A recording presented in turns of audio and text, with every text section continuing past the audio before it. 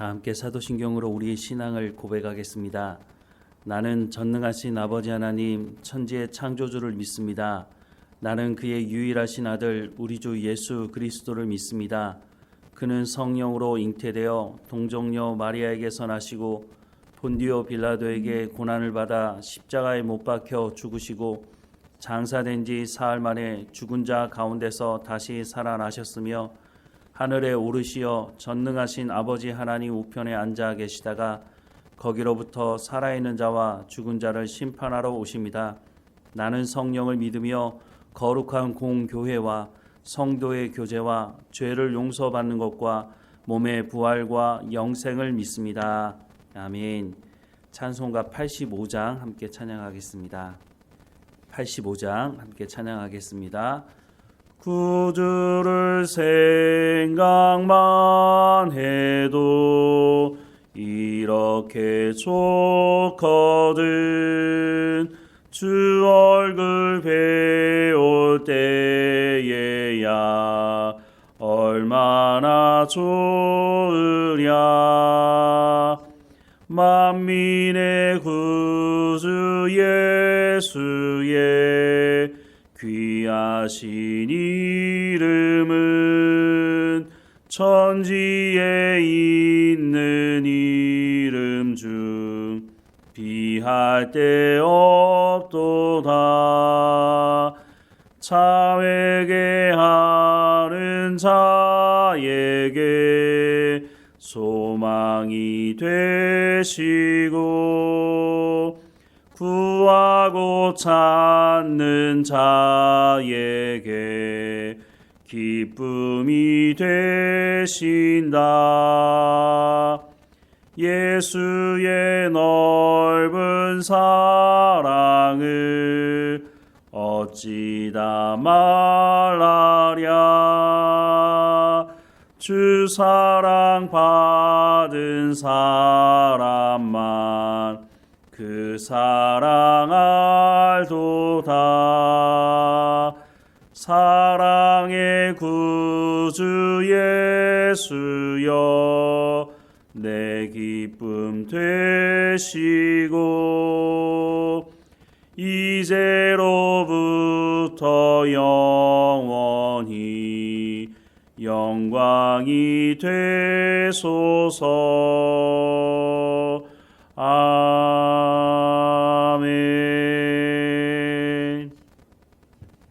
오늘 하나님께서 우리에게 주시는 말씀은 갈라디아서 3장 1절에서 5절까지 말씀입니다. 갈라디아서 3장 1절에서 5절까지 말씀 우리 함께 읽겠습니다.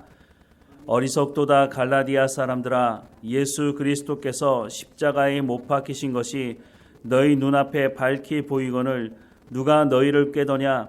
내가 너희에게서 다만 이것을 알려 하노니 너희가 성령을 받은 것이 율법의 행위로냐 혹은 듣고 믿음으로냐. 너희가 이같이 어리석으랴. 성령으로 시작하였다가 이제는 육체로 마치겠느냐. 너희가 이같이 많은 괴로움을 헛되이 받았느냐. 과연 헛되냐. 너희에게 성령을 주시고 너희 가운데서 능력을 행하시는 이의 일이 율법의 행위에서냐 혹은 듣고 믿음에서냐. 아멘. 율법의 행위로 구원받을 수 없고 오직 예수 그리스도를 믿음으로 예수 그리스도의 그 십자가 사건으로 우리가 구원받을 수 있다라고 말을 하면서 바울이 갈라디아 교회에 있는 사람들에게 두 번째 질문을 하는데 2절 말씀해 보면 내가 너희에게서 다만 이것을 알려 하노니 너희가 성령을 받은 것이 율법의 행위로냐 혹은 듣고 믿음으로냐 라고 묻고 있습니다. 예수님께서 제자들과 마지막 식사하는 그 자리에서 여러 차례 내가 가면 성령이 오실 것이다. 보혜사 성령이 오실 것이다. 라고 하는 말씀을 하셨습니다.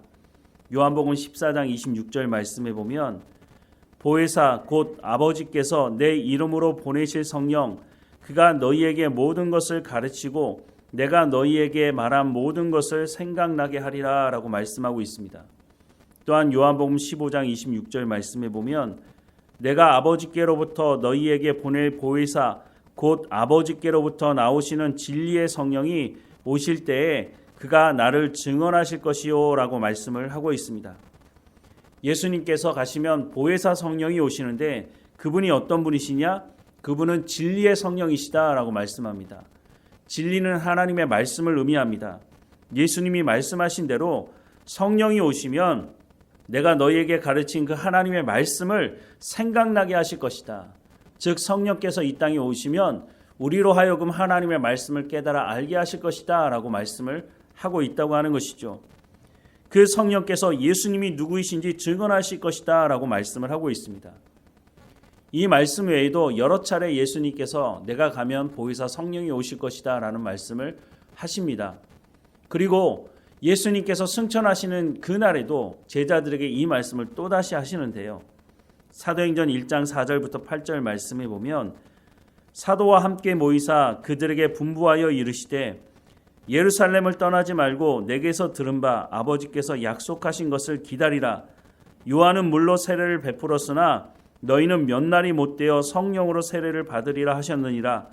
그들이 모였을 때에 예수께 여쭈어 이르되 주께서 이스라엘 나라를 회복하심이 이때니이까 하니 이르시되 때와 시기는 아버지께서 자기의 권한에 두셨으니 너희가 알 바 아니요 오직 성령이 너희에게 임하시면 너희가 권능을 받고 예루살렘과 온 유대와 사마리아와 땅끝까지 이르러 내 증인이 되리라 하시니라 라고 말씀하시고 있습니다.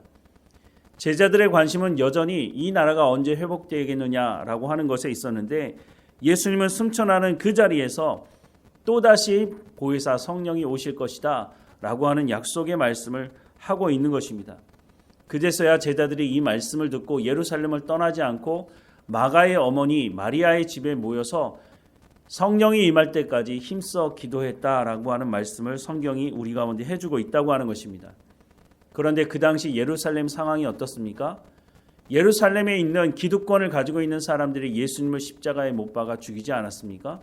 그러니 예루살렘에 머물러서 기도한다고 하는 것이 쉬운 문제가 아니고 이 사람들도 붙잡히게 되면 생명의 위협을 받을 수 있는 상황이었다고 하는 것입니다.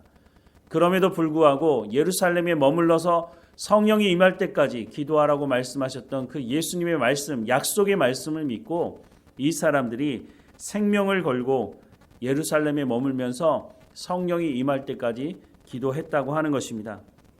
그리고 성령이 임했죠. 성령이 임하자 어떤 일이 벌어졌습니까? 이 사람들의 삶이 180도 바뀐 삶을 살아가게 됩니다. 이전에는 예수님을 잡아 죽였던 그 사람들이 두려워서 문도 잠가놓고 있었던 이 사람들이 성령이 임하자 담대히 나가서 하나님께서 예수 그리스도를 우리 가운데 보내주셨고 너희가 십자가에 못 박아 죽인 그 예수가 바로 하나님께서 약속하신 메시아 구원자다라고 하는 말씀을 선포하게 됩니다. 이 일 때문에 박해도 당하게 되죠. 사도들이 붙잡혀가서 고초를 당하게 됩니다. 매를 맞죠. 하지만 이들이 나와서 더 담대하게 하나님의 말씀을 전했다라고 성경은 말씀하고 있습니다.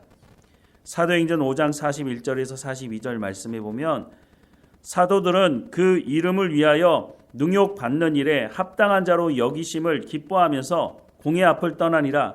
그들이 날마다 성전에 있든지 집에 있든지 예수는 그리스도라고 가르치기와 전도하기를 그치지 아니하니라 라고 말씀을 하고 있습니다. 제자들이 성령을 체험하기 전에는 문을 잠가두고 있었지만 성령을 체험하고 나서는 담대하게 박해를 당함에도 불구하고 예수가 우리의 구원자라고 하는 말씀을 선포했다고 하는 것입니다. 예수님께서 승천하시면서 성령이 오실 때까지 기도하라고 말씀하신 이유가 여기 있다고 하는 것이죠. 그런데 이 성령이 율법의 행위로 말미암아 임한 것입니까? 바울이 묻고 있는 것입니다. 너희가 받은 성령은 율법의 행위로 말미암은 것이냐 아니면 믿음으로 말미암은 것이냐라고 묻고 있는 것이죠. 예루살렘에 머물러서 기도했던 그 사람들이 율법의 행위를 통해서 성령의 체험을 했습니까? 그렇지 않았죠.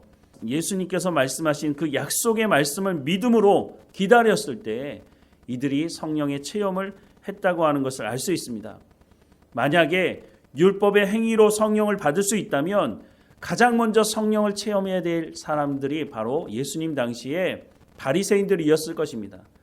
이 사람들은 성경이 말씀하신 말씀도 아닌데 장로의 유전이라고 하는 것을 만들어서 더 철저하게 율법을 지켰던 사람들 아니었습니까?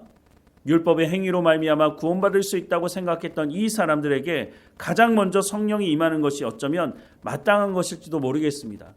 그런데 율법의 행위로 말미암아 성령이 임하는 것이 아니라 믿음으로 하나님께서 약속하신 약속의 말씀을 믿음으로 성령이 임하기 때문에 바리새인들은 예수님을 거부하고 십자가에 못 박아 죽이는데 앞장섰다고 성경은 말씀해주고 있다고 하는 것입니다. 누가복음 11장 13절 말씀해 보면 너희가 악할지라도 좋은 것을 자식에게 줄 알거든 하물며 너희 하늘 아버지께서 구하는 자에게 성령을 주시지 않겠느냐라고 말씀하고 있습니다. 성령의 체험을 하는 것은, 성령의 세례를 받는 것은 어떤 율법의 행위로가 아니라 자원함으로, 믿고 순종함으로 구할 때에 받을 수 있는 것이다 라고 말씀을 하고 있는 것이죠. 예루살렘에 모여서 자원함으로 기도하고 있던 그 사람들에게 성령이 임했던 것처럼 오늘 우리에게도 마찬가지라고 하는 것입니다. 우리가 성령의 체험을 하지 못했다면 예수님께서 약속하신 이 약속의 말씀을 믿고 우리가 간절히 구하게 되면 우리 가운데 성령이 임한다라고 말씀을 하고 있다고 하는 것입니다. 성령의 세례가 그렇게 중요한 것이라면 예수님을 영접할 때 하나님께서 우리 가운데 선물로 주시면 더 좋지 않을까 하는 생각을 해보게 됩니다. 그런데 예수님 분명히 뭐라고 말씀합니까? 구하는 자에게 성령을 주신다고 말씀합니다. 구하지 않으면 주시지 않는다고 말씀하는 것이죠. 왜 구해야만 하는가라는 생각을 하게 되는데 왜 이것이 중요하느냐 하면 사마리아의 복음이 전해졌을 때 마술사 시몬이라고 하는 사람이 세례를 받았습니다. 그리고 나서 빌립을 쫓아다니다가 베드로와 요한이 사마리아에 왔을 때 사람들에게 성령의 세례가 임했던 것을 이 마술사 시몬이 보고 뭐라고 말합니까? 내가 돈을 줄 테니까 나에게도 그런 능력을 달라고 말하지 않습니까? 성령의 세례를 우리가 자원함으로, 순종함으로, 믿음으로 구하지 않게 되면 이런 일이 벌어질 수가 있다고 하는 것입니다. 예수님이 성전에 가셨을 때 성전에서 장사하던 사람들을 내쫓았던 일들이 있었습니다. 하나님의 이름을 가지고 장사하는 사람들이 있었다고 하는 것이죠. 성령이 모든 사람들에게 임하게 되면 아마 오늘 이 시대에도 성령을 이용해서 장사하는 사람들이 있게 될 것입니다. 성령은 인격을 가지신 분이십니다.